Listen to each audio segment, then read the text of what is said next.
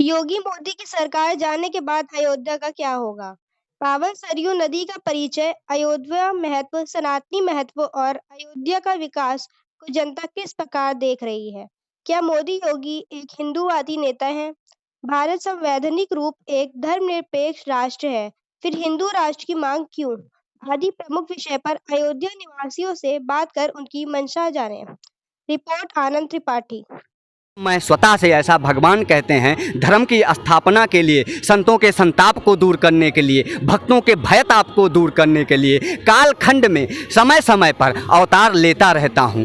तो भगवान जो हैं मनुष्य के रूप में आते हैं, माध्यम बन के आते हैं, किसी रूप में आते हैं। मैं मानता हूँ कि मोदी और योगी जी उन्हीं देवताओं के रूप में, जैसा कि 34 कोटि देवता जो बताए गए हैं हमारे यहाँ, 34 करोड़ देवता, उन्हीं में से एक किसी देवता के स्वरूप हैं जो अयोध्या सहित सनातनी जो उपेक्षित थे, राजनीतिक जो ध्रुवीकरण और तुष्टीकरण का शिकार थे, उन सारे लोगों के उद्धार के लिए। और ये अयोध्या जिसको ध्रुवीकरण तुष्टीकरण का राजनीतिक महत्वाकांक्षा का कह सकते हैं शिकार बनाया गया था, ये आप कह सकते हैं कि 700 वर्षों से ज़्यादा ये अयोध्या मुग़ल का जो मुग़ल आक्रांता आए, उसके बाद फिर अंग्रेज आए, और उसके बाद फिर स्वतंत्र भारत में जो राजनीतिकार आए, उन्होंने भी भारत की अयोध्या की उपेक्षा की, भारत की उपेक्षा की, और यहाँ रहने वाले भारतवासियों की उपेक्षा की। और मेरे समझ से जो स्वतंत्रता हम लोगों के अधीन हुई,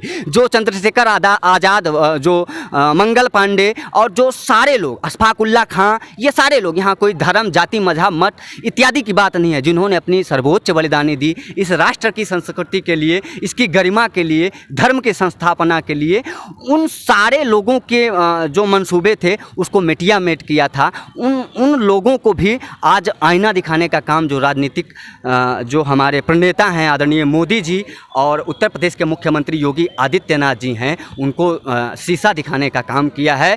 और समस्त अयोध्या सहित समस्त उत्तर प्रदेश और आज समस्त भारत का जो विकास हो रहा है, निश्चित ही ये भारत को विश्व गुरु बनाएगा।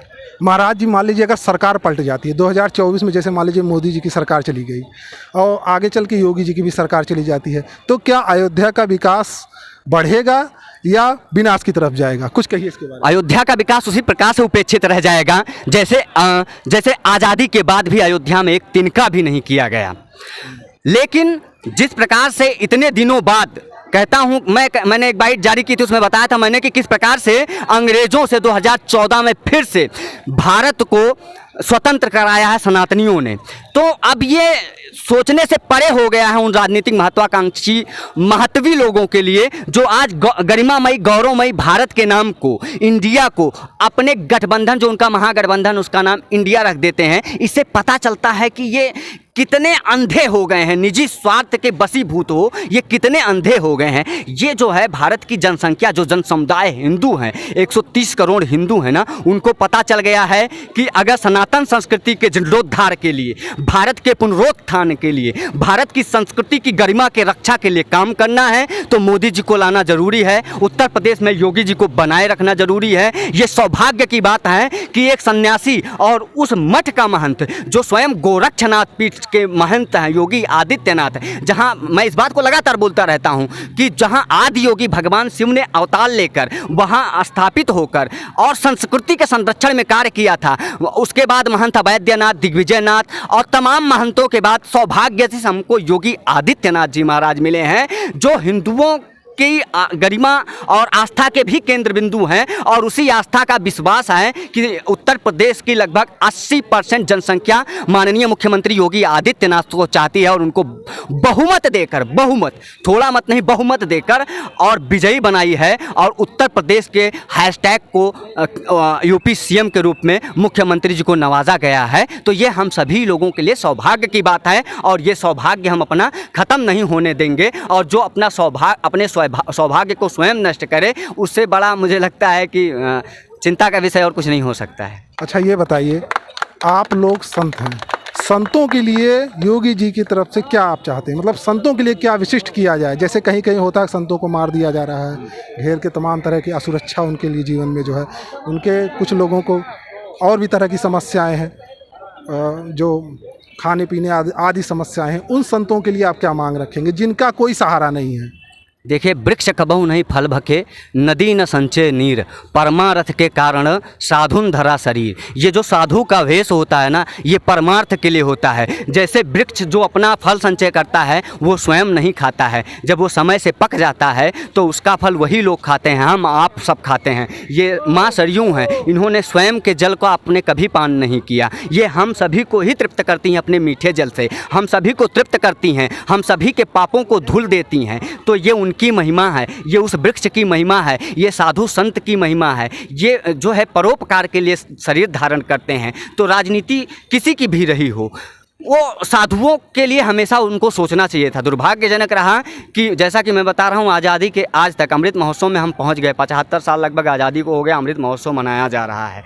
साधु संतों को तो छोड़ दीजिए, तो जंगली पहाड़ी कहीं भी रह लेंगे। जिसने अपने घर को त्याग दिया, अपने माँ बाप भाई बहन इत्यादि संबंधों को त्याग कर और वसुधैव कुटुंबकम के जैसे विराट धारणा को धारण करके और घर से निकल पड़ा, उसके लिए तो वो कहीं भी रह लेगा। लेकिन जिन्होंने भारत के जन समुदाय के लिए, जन जन के लिए, यहाँ किसी मत मजहब धर्म संप्रदाय की बात नहीं है, यहाँ हिंदू मुस्लिम सिख ईसाई सारे लोगों के लिए, किसी भी व्यक्ति के लिए एक काम नहीं किया जिसको हिंदू हिंदू मुस्लिम मुस्लिम हिंदू मुस्लिम सिख ईसाई ये आपस में लड़ाते रहे, ध्रुवीकरण और तुष्टीकरण करते रहे, डिवाइड एंड रूल जैसे मुगलों ने किया था, फूट डालो राज करो जैसे अंग्रेजों ने किया था, उसी पद्धति पर कार्य करते रहे।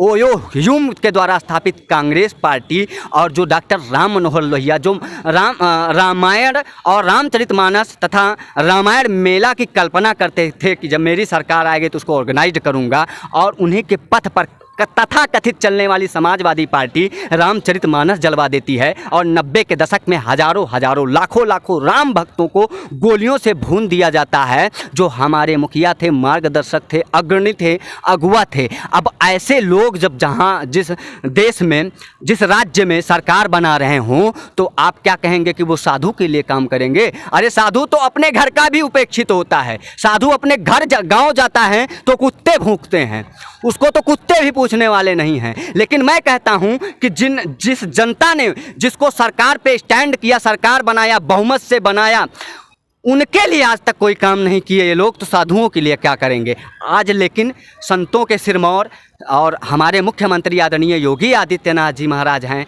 जिस प्रकार से राम मंदिर बन रहा है, काशी कॉरिडोर बन गया, ज्ञान वापी पर मामला चल रहा है, ISI सर्वे के लिए पुरातत्व विभाग जांच करने के लिए जो है माननीय न्यायाधीश वाराणसी ने आदेश दे दिया है। उसी प्रकार से अयोध्या में बहुत सारे मंदिर हैं जो वांछित हैं, उपेक्षित हैं, जिन मंदिरों का जीर्णोद्धार होना, पुनरुद्धार होना अनिवार्यतम है। बहुत सारे मंदिर हैं कि विवादास्पद हैं, किराए के नाम पर किराएदारी चल रही है वहाँ, और एक नहीं लगभग हजारों मंदिर, 7000 से ज़्यादा अयोध्या में मंदिर हैं। और मैं मानता हूँ कि भारत नहीं पूरी दुनिया में एकत्र ऐसा कोई जगह नहीं होगा अयोध्या छोड़कर जहाँ इतनी ज़्यादा मंदिरें हों। न सिर्फ राम मंदिर बल्कि अयोध्या के उन तमाम मंदिरों को जिनका स्वरूप उसी तरह ऐतिहासिक है जिस प्रकार से राम मंदिर ऐतिहासिक है। जैसे भगवान राम वहाँ स्थापित हैं, वैसे भगवान राम यहाँ के हर मंदिरों में स्थापित हैं। कुछ ना हो सके तो बहुत दिनों से हमारे मंदिरों से जो ट्रस्ट के माध्यम से सरकार पैसे ले रही है, उन्हीं पैसों से अगर 10% निकाल कर उन मंदिरों को देगी जो मंदिरें गरीब हैं, उन मंदिरों को देगी जहाँ जिस मंदिरों में चढ़ावा नहीं आता है, जहाँ दर्शनार्थी बहुत कम जाते हैं, तो मुझे लगता है कि वो मंदिर भी पब्लिक को फेस कर पाएगी और पर्यटक के रूप में, महापर्यटक के रूप में अयोध्या विकसित होगा, भारत विकसित होगा। देखिए 14वीं शताब्दी के पूर्व में ना दुनिया की आर्थिक व्यवस्थाओं में सबसे बड़ा अर्थव्यवस्था भारत का था, जिसमें 45% हमारा योगदान हुआ करता था।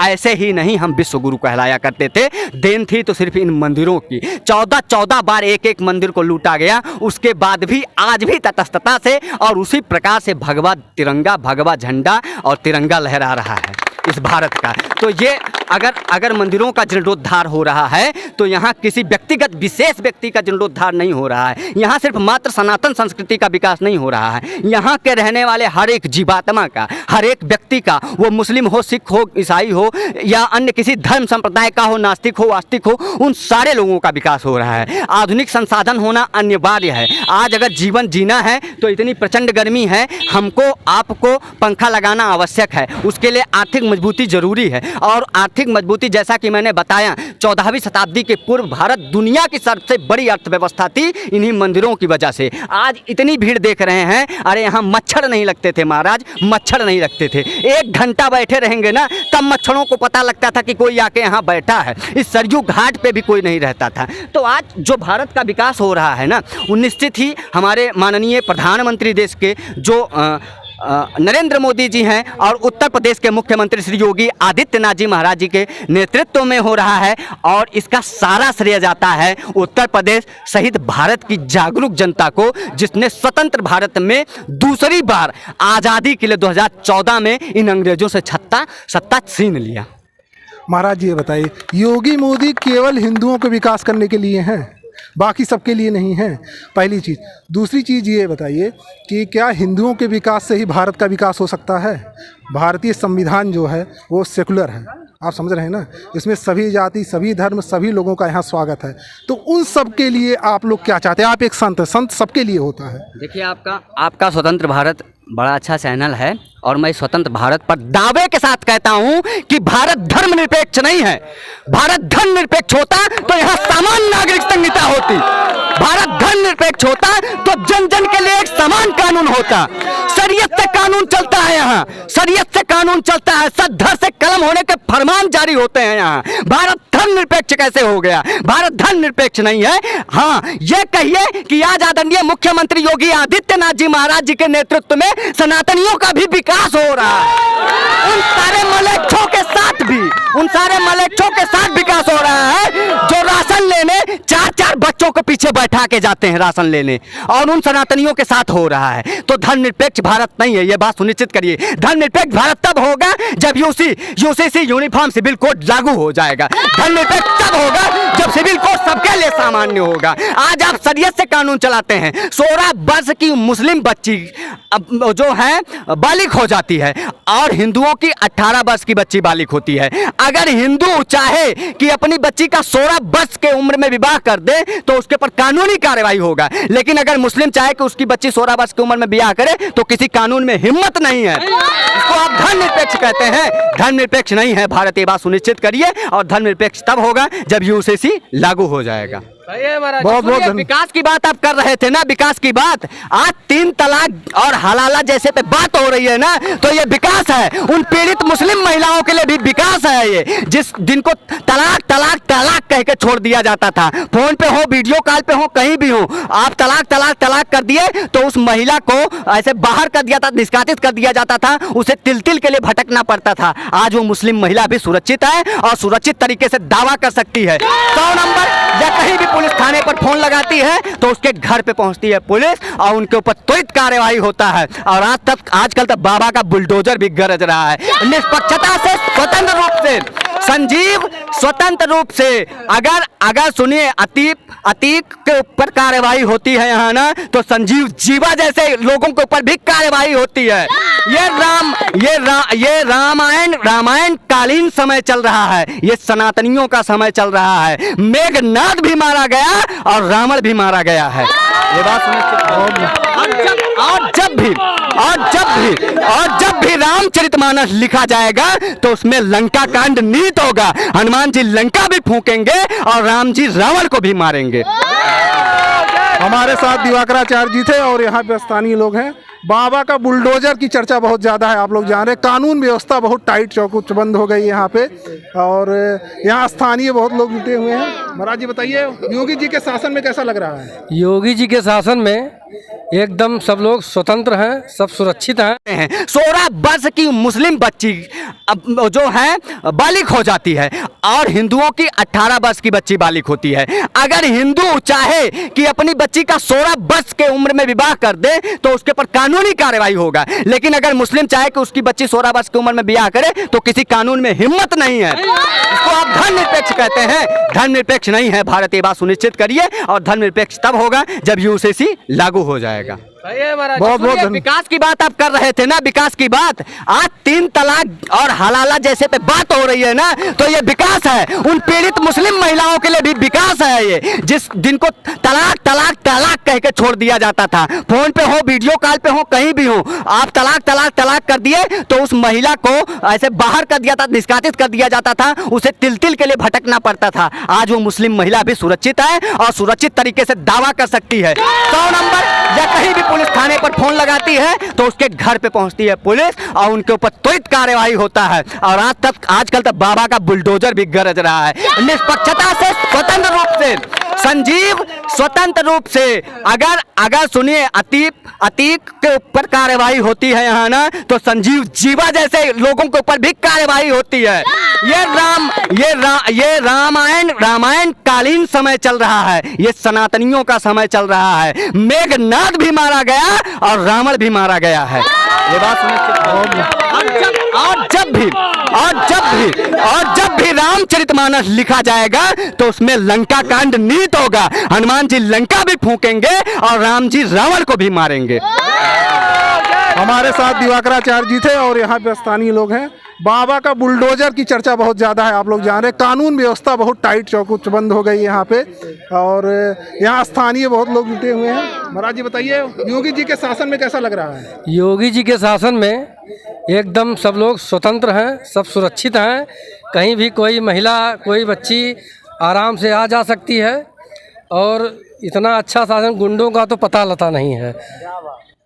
गुंडई का पता लता नहीं है? गुंडई का ना पता है ना गुंडों का पता है, दोनों का नहीं पता। इनकाउंटर खूब हो रहा है, एकदम खूब हो रहा है। ऐसे गुंडों का आप लोग प्रसन्न हैं? एकदम प्रसन्न है, सुरक्षित। अयोध्या का विकास किस तरह देख रहे हैं? अयोध्या का विकास तो देख ही रहे हैं एक तरफ से, और आने वाले समय में 174 परियोजनाओं पे काम हो रहा है।